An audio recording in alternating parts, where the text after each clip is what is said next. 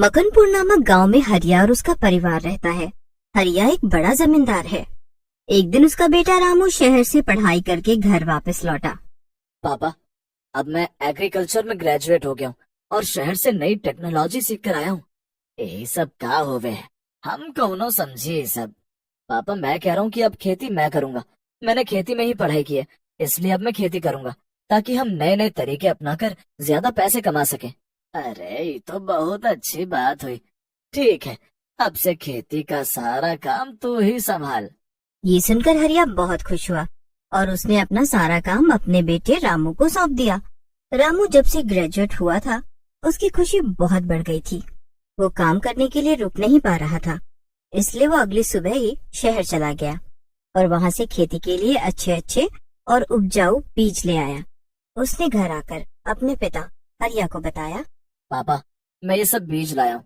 इस बार नई खेती करेंगे और इस जमीन से अधिक मुनाफा कमाएंगे। कहाँ बोने वाले हो तुम इस बार? पापा, बीन्स, भिंडी और बैंगन।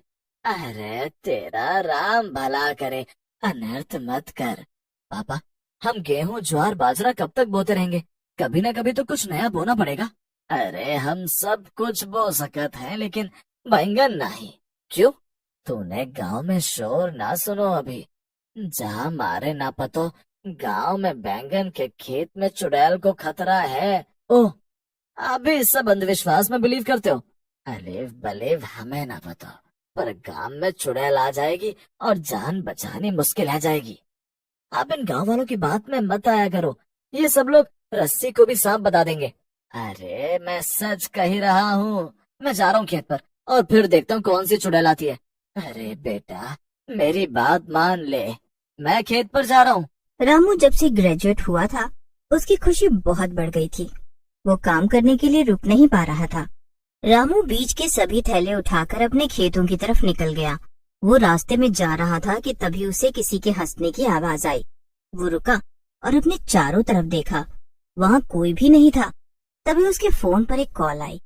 कॉल देखते ही वो बहुत खुश हुआ, क्योंकि कॉल उसके दोस्त नयन की थी। अरे भाई, आज इतने दिनों बाद कॉल किया। हाँ, मैं तुम्हारे पास आ रहा हूँ और घर पर सभी लोग मान गए हैं। ये बहुत खुशी की बात है। तुम कल सुबह ही आ जाओ। हाँ भाई, मैं सुबह पक्का आ जाऊंगा। रामू बात कर रहा था कि उसको एहसास हुआ कि उसके पीछे कोई है। उसने जल्दी से पीछे मुड़कर देखा, लेकिन वहाँ कोई नहीं था। हेलो हेलो, अरे आवाज नहीं आ रही। हाँ हाँ, नहीं नहीं नहीं। अरे क्या हुआ, कैसे पागल हो गए हो? अरे कुछ नहीं भाई, तुम आ जाना सुबह, दोनों भाई मिलकर खेती करेंगे। हाँ ठीक है, मैं आता हूँ। नयन ने फोन काट दिया, लेकिन रामू बहुत हैरान था, क्योंकि उसके होश उड़े हुए थे।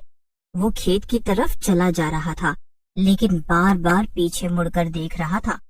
रामू खेत पर पहुंच गया और काम करने लगा। अगली सुबह नयन भी मकनपुर गांव में आ गया।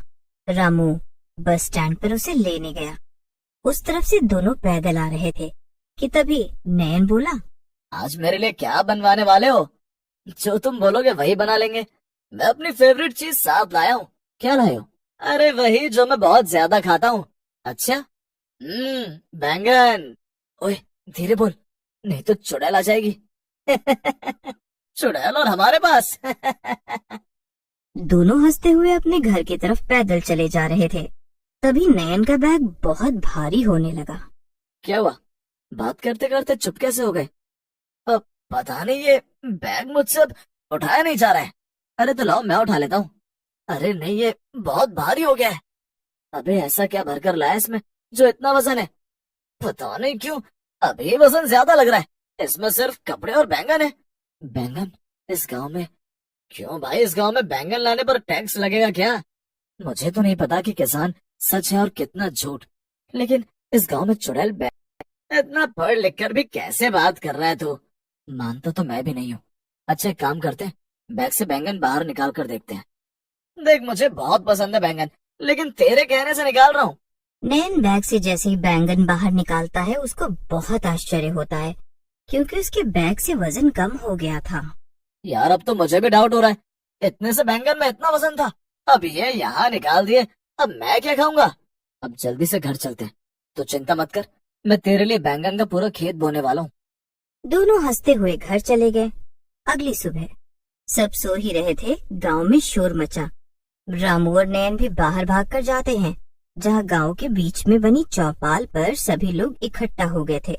रामू का पिता हरिया भी वहां मौजूद था। क्या हुआ भाई, कैसे अफरा तफरी मची हुई है, क्या हुआ? अरे सोहन से बहुत बार मना किया था कि खेत में बैंगन ना बोए, लेकिन उसने किसी की बात नहीं मानी और आज रात में चुड़ैल ने उसे बैंगन के खेत में ही मार दिया। क्या? अब सोहन हमारे बीच नहीं है? हाँ भैया, सोहन हमें छोड़कर चला गया। ये सुनकर सभी बहुत दुखी हुए। रामू और नयन ने भी एक दूसरे की तरफ देखा। बैंगन के खेत में चुड़ैल के होने पर सभी लोगों ने चर्चा की, लेकिन उसका समाधान किसी के पास नहीं था। इसीलिए सभी अपने अपने घरों की तरफ लौट गए। घर जाकर नयन ने रामू से कहा, रामू, तो पक्का श्योर है ना कि हम बैंगन की खेती करेंगे? हम अपनी पढ़ाई लिखाई को ऐसे ही बेकार नहीं जाने देंगे। हमने ज्यादा से ज्यादा रिसर्च बैंगन की खेती पर की है, फिर इसे कैसे छोड़ सकते हैं? वो सब तो ठीक है भाई, लेकिन यहाँ जान जाने की संभावना है। अरे ऐसा कुछ नहीं होता है, यह सब लोग ऐसे ही अफवाह फैलाते हैं, लोगों में अंधविश्वास बैठ गया है। ठीक है, अगर तुझे ऐसा लगता है तो आज से ही हम काम शुरू कर देते हैं। लेकिन हमारे साथ कल से पैरानॉर्मल एक्टिविटी हुई थी, लेकिन हम इसे इग्नोर करते आ रहे हैं। देख भाई, मेरा बाप ही बहुत है मुझे डराने के लिए। अब तू ये काम मत कर। मुझे अच्छी खेती करके अच्छा मुनाफा कमाना है और अमीर बनना है। ठीक है भाई, फिर आज से शुरू करते हैं। रामू और नयन दोनों बैंगन की खेती का सारा सामान उठाकर खेत की तरफ चल देते हैं और खेती शुरू कर देते हैं। कुछ दिन ऐसे ही बीत जाते हैं और उन्हें चुड़ैल की तरफ से कोई भी समस्या नहीं होती। रात को दोनों घर चले गए। रामू और नयन अपनी फसल को बाजार में बेचने के लिए बेहद उत्साहित थे, जिसकी वजह से वो दोनों सुबह सुबह उठकर ही खेत पर चले गए।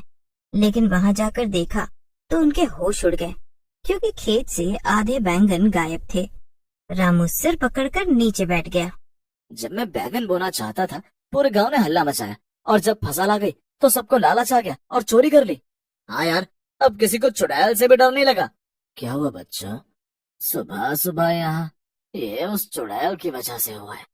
रात में वही यहाँ आई होगी। पापा फिर से अब उसकी बात करने लगे, जो है ही नहीं। यहाँ चुड़ैल नहीं है, सभी गांव वालों का भ्रम है। ठीक है, अगर तुमको मेरी बात नहीं माननी तो मैं कर भी क्या सकता हूँ। खेत से सारे बैंगन चोरी हुए और यहाँ चुड़ैल नहीं आई थी। नयन, आज हम दोनों रात में खेत पर ही सोएंगे, फिर देखते हैं कि कौन आता है। ठीक है भाई, मैं तो तेरे साथ ही हूँ। रामू और नयन पूरे दिन खेत पर रहते हैं और फिर रात को भी वहीं रुक गए। वो एक पेड़ के नीचे खड़े होकर देख रहे थे। तभी दोनों की नजर सामने एक बहुत डरावनी चुड़ैल पर पड़ी। दोनों कांपने लगे। चुड़ैल बहुत खुशी से बैंगन तोड़ तोड़ कर खा रही थी। वो जोर से चीखती, चिल्लाती और फिर खुश हो जाती। ताजा ताजा बैंगन, कितने अच्छे लग रहे हैं। मैं इस खेत के सारे बैंगन खा जाऊंगी और किसी को नहीं दूंगी। हाँ, मुझे लगता है कि हमें यहाँ से भाग जाना चाहिए। अरे हम कैसे भागेंगे अगर वो पीछे? नयन ने बोला ही था कि चुड़ैल सच में दोनों के पीछे आकर खड़ी हो गई। इसका मतलब मेरे अलावा यहाँ तुम भी हो और मेरे सभी बैंगनों पर नजर गड़ाए बैठे हो। लेकिन मैं किसी को नहीं खाने दूंगी, किसी को भी नहीं। जिसने मेरे बैंगनों पर हाथ लगाया मैं उसे खा जाऊंगी, उसका खून पी जाऊंगी। चुड़ैल अपनी डरावनी हंसी हंसने लगी। रामू और नयन वहां से जान बचाकर भागे।